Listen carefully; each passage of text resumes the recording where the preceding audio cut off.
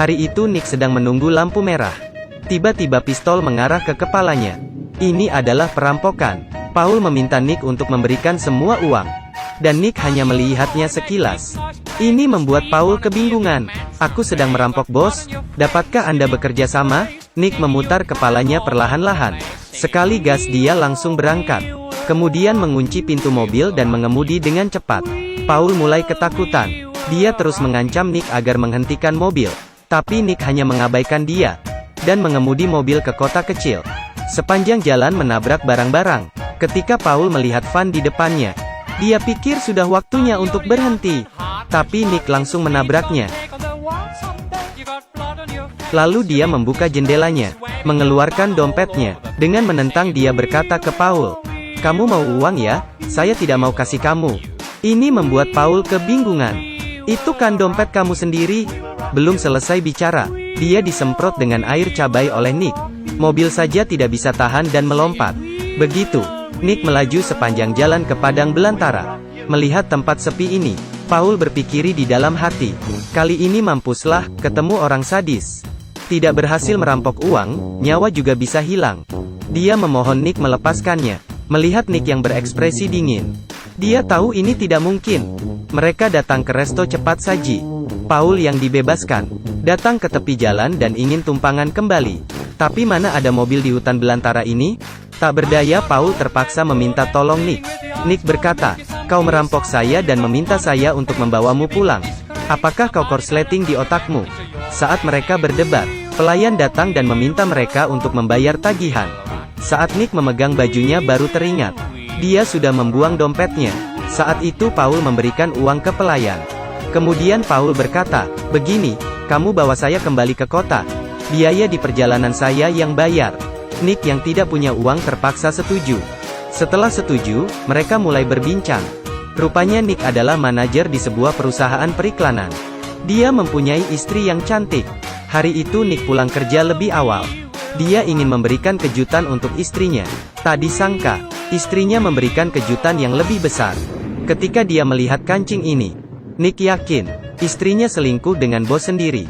Nick yang dikhianati istrinya, tiba-tiba dari pria sukses, menjadi orang yang telah kehilangan jiwanya.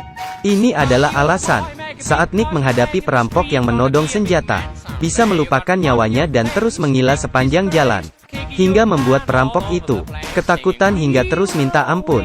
Pria ini namanya Nick. Kamu kira dia sedang menari?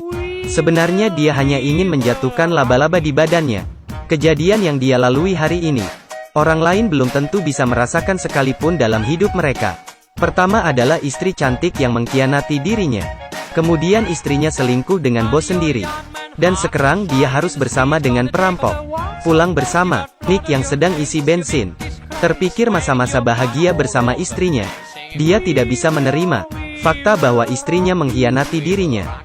Saat dia berpikir, bensin tiba-tiba menyemprot keluar. Saat dia meletakkan pistol bensin, dia melihat Paul sedang merampok. Nick yang tidak ingin terlibat, segera melarikan diri dengan mobil. Tapi dia tidak menemukan kunci mobil. Saat itu juga, "Kau sedang cari ini?" Saat mereka berhasil lari, bos supermarket terus mengejar mereka. Terkadang mereka ditembak. Saat itu juga, polisi tiba di sana. Untungnya kemampuan mengemudi Nick lumayan baik. Di masa krisis berhasil keluar dari bahaya. Setelah mereka aman, Nick terus mengejek Paul. "Kamu bisa saja memikirkan untuk merampok supermarket. Ada berapa banyak uang di sana? Kau tidak bisa profesional sedikit? Setidaknya membawa kerudung atau sesuatu." Tiba-tiba Nick terpikir bosnya. Dia mengetahui kode brankas bosnya. Dan di dalam ada sangat banyak uang. Akhirnya Nick memutuskan untuk merampok bosnya dan membalas dendam. Paul segera bilang bahwa dia ingin bergabung. Akhirnya mereka meneruskan perjalanan mereka ke tempat kerja Nick. Di tengah perjalanan, Paul menemukan seekor laba-laba di atas kepala Nick. Dengan niat baik dia memberitahunya. Siapa tahu, Nick terlalu penakut. Dia langsung turun dari mobil dan terus melompat. Paul yang melihat itu segera merekamnya. Dan hampir saja ketawa hingga habis napas. Nick tiba-tiba menginjak korek api yang terjatuh dari badannya. Hasilnya keluar adegan ini. Setelah bersenang-senang, Mereka mampir lagi ke sebuah tempat isi bensin. Agar Paul tidak merampok lagi, Nick mengambil pistol dan masuk sendiri ke dalam supermarket. Setelah bos melihat penampilan Nick dan pistol di pinggangnya, dia langsung mengeluarkan pistol dan menodong ke Nick. Dan situasi ini, bagaimana agar bisa menolong Paul dengan selamat? Ini sangat bingung. Di dalam supermarket, bos mengira Nick adalah perampok. Dia mengarahkan pistol kepadanya. Saat bos lagi menelpon, dengan sebuah gerakan ajaib, langsung membalikan situasi. Tentu saja, Nick tidak merampok. Dia membayarkan uang bensin ke bos. Saat mereka mengisi bensin, kebetulan dua perampok melihat mereka. Mereka mengira Nick berhasil merampok supermarket. Akhirnya Nick dan Paul ditahan mereka. Para perampok tidak tahu bahwa Paul dan Nick tidak ada uang. Badannya hanya ada kartu nama Nick. Bisa dibilang, Paul lebih cerdas.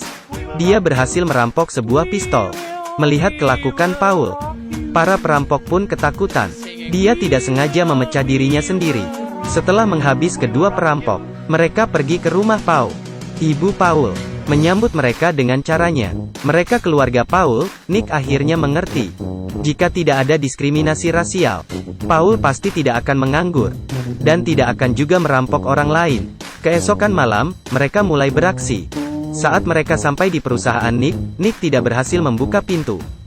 Saat ini, Paul menunjukkan keahlian dia. Tak lama sudah berhasil membuka pintu. Setelah masuk, dia menutup kamera dan membuka brankas. Dalamnya memang banyak uang. Mereka mengambil semua uang itu. Saat mereka mau meninggalkan kantor itu, Nick membuat sebuah gerakan yang berani. Dia memakai penutup wajah, dan memberikan gerakan hebat ke kamera. Dan juga menghancurkan patung kesayangan bosnya. Adegan memalukan terjadi. Tidak ada cara lain, hanya bisa bersembunyi dulu. Siapa yang tahu jika satpam ini adalah seorang penari? Dia menggunakan musik alarm darurat, mulai menari selama lebih dari 1 jam. Nick dan Paul saja hampir ketiduran. Saat pulang ke hotel, Paul sangat senang. Dia tidak pernah melihat begitu banyak uang. Tapi Nick sedikit kecewa. Dia pergi ke klub malam sendirian. Setelah lama berpikir, Nick memutuskan menelpon istrinya, dan bertanya lebih jelas. Tapi setelah dia bertanya, rupanya yang Nick lihat bukan istrinya. Tapi itu adalah adik istrinya dan suami adiknya. Mereka datang ke rumah mereka. Karena tidak bisa menahan, mereka pun melakukan hubungan. Dan kancing itu adalah saat pesta. Bosnya meninggalkan kancing di sana. Selalu diletakkan di sana. Nick juga tahu. Rupanya semua ini adalah salah paham. Nick belum sempat bergembira. Tiba-tiba dia terpikir sesuatu dan dia bergegas kembali ke kamar. Saat lift terbuka, dia melihat kawanan perampok datang ke situ. Saat masuk kamar, Nick menemukan Paul yang diikat di balkon. Dia memberitahu Paul, dia bisa menarik kain saat buka pintu. Dia meminta Paul tidak usah khawatir. Alhasilnya, dia berhasil menarik tapi tidak cukup kuat menariknya. Untungnya Paul sangat beruntung. Kemudian mereka menemukan kawanan perampok. Nick menggunakan kemampuan menembaknya, dan berhasil mengambil kembali uang itu. Dia memberitahu sebuah hal ke Paul. Dan dia memutuskan untuk mengembalikan semua uang ini. Sehingga dia bisa kembali ke kehidupan sebelumnya. Paul menjawab, kau kembali ke kehidupan sebelumnya. Tapi kamu lupa, saat mengembalikan uang itu, saya juga akan kembali ke kehidupan sebelumnya. Terakhir, Paul mengembalikan uang ke Nick. Keesokan hari, Nick kembali ke kantor seperti biasa. Karena patung kesayangan bos dihancurkan. Dia memaksa untuk memeriksa rekaman video. Ini membuat Nick kebingungan. Namun saat bos melihat rekaman video itu, dia melihat rekaman yang direkam Paul. Nick tahu bahwa ini semua adalah bantuan dari Paul. Kemudian dia menemui Paul, dan berhasil menemukan pekerjaan untuknya. Keduanya berteman baik, dan melalui kehidupan yang bahagia. Sampai ketemu lagi.